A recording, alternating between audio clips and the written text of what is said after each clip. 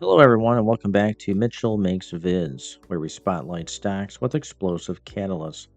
I'm Mitchell, and today we are covering Churchill Capital Corp X, ticker CCCX, a SPAC merging with Inflection, a pioneering quantum technology company delivering commercial quantum computing, sensing, and AI solutions.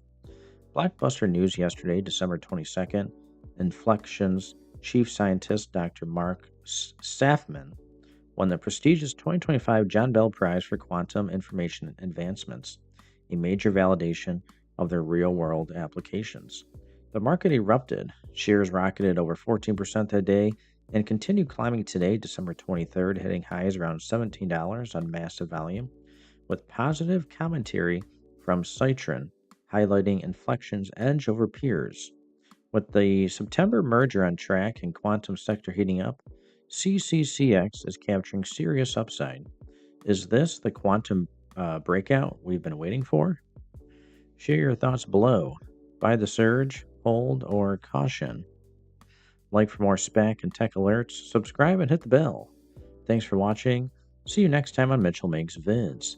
Guys, check the links in the video description below. Make some cash. Become a member of my channel today.